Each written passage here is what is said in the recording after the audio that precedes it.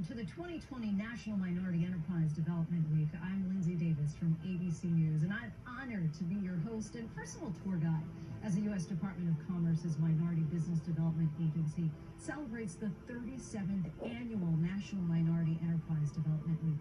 Historically, National Med Week featured a black tie gala and awards ceremony with the nation's finest business owners and advocates.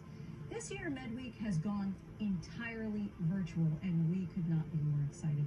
We have reimagined the awards program as a 5-part How I Did It series. Each day, you'll hear from 14 of the nation's top minority-owned firms, champions of minority businesses, and legacy makers in the minority business community, hailing from Georgia, Florida, Maryland, Texas, Virginia, Illinois, South Carolina, and California.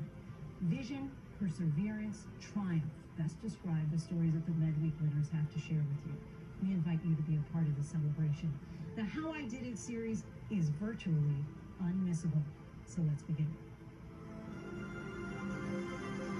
Minority veteran-owned firm of the year is FedBiz Solutions LLC. Let's hear now from CEO Don Tiaga about how his competitive advantage has led to his company's success. Hi, Don. Hello, Lindsay. My name is Don Tiaga, President at FedBiz IT Solutions. We are a government reseller / solution provider, and we've been in business 9 years now. Started in 2011, and we started with just me and my wife as a biz proposal consulting services company. We started with zero capital. It was just us and our own dollars, and we had 2 clients. And those clients kind of got us through the first couple years. As we gained additional clients, we had a very high win ratio for them. And that was key to us starting off. Over the years, we won our own contracts and we started selling. So that brought us into a sales type scenario. So how did you do it? How did you become so successful? My wife, Nina, she had finance, corporate tax, experience, and my experience, of course, was on the technical and business development and proposals. And we kind of had to learn sales as we went. One of the things I learned, and that's from working for the government as well as bidding on contracts with the government, is that they buy from contracts. Actually, we won a contract today, which was key, so we're actually celebrating here. It is a 10-year, $13 billion contract. Now they awarded multiple resellers, not just us, but it's the door. So our foot's in the door now. How have you leveraged your competitive advantage to grow your business? We are a woman-owned, minority-owned, veteran-owned company. Some of them are actually just called economic statuses, socioeconomic statuses that the government uses. The government is required to do so many set-asides, a percentage of all their sales or revenues of the items that they're purchasing to go to these types of companies. They do it for woman-owned, they do it for minority, veteran-owned. That's another big one. The government's required to buy from 28% of their dollars to those type of companies. So they're key. If you're going to be a small business, go after these certifications, and it's all on the Small Business Administrative website for the government. You can go to that site and you can look them up and look at all the requirements. They're all different. Some of them are tougher to go after than others, and they require a lot of information. What's your blueprint for success? I worked on a contract for the Air Force, and these are new proposals. And I remember we had one that had 20-page limit, and we saw proposals come in with 30 pages. And basically what we did is we counted the first 20 pages. We took the rest of them out, formed them up, and shredded them, never looked at them. So a third of their proposal was gone, never looked at them. They didn't win. So going after contracts, I think, is key if you're going to do government business. And how you write it, how you do that, but they have certain sections. So Section C, which is the requirements, make sure you meet all those requirements. Otherwise, don't waste your time.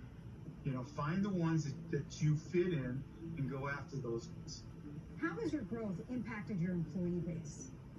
As far as our sales team, we started out with 1 sales rep, and we had bid on a NASA soup contract which was a government-wide contract that all government agencies can purchase from.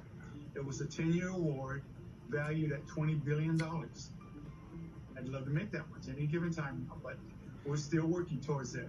But it helped us jump initially from $500K less a year to a multi-million-dollar company. Since then, we've grown to 12 employees, 6 inside sales reps. We had to have employees that live in a hub zone. So we have 1 employee in California, even though we're here in Leesburg, Virginia. We had another employee who started for us here, but she wanted to move to Florida, so we actually set her up to work in Florida out of home. How did you leverage partnerships to create success? Over the years, of course, with my experience and my relations with different manufacturers, that was a plus to start doing biz proposals for other folks.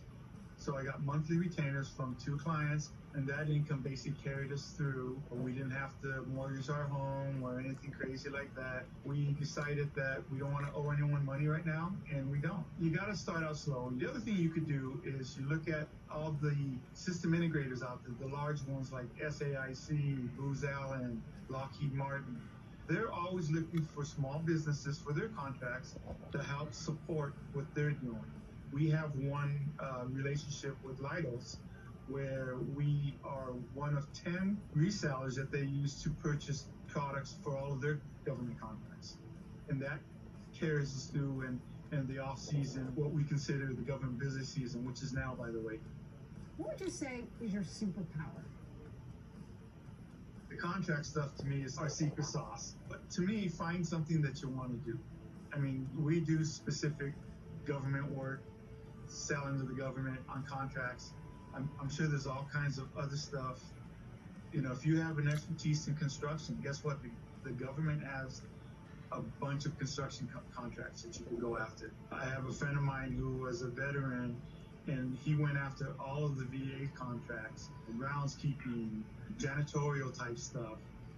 They still pay good money for that. So find out what you like and do what you're good at, and get a good team. Get some good mentors who can help you. One of my mentors said, surround yourself with smart people. And I think that's one of the things I've done. Thanks so much, Donald.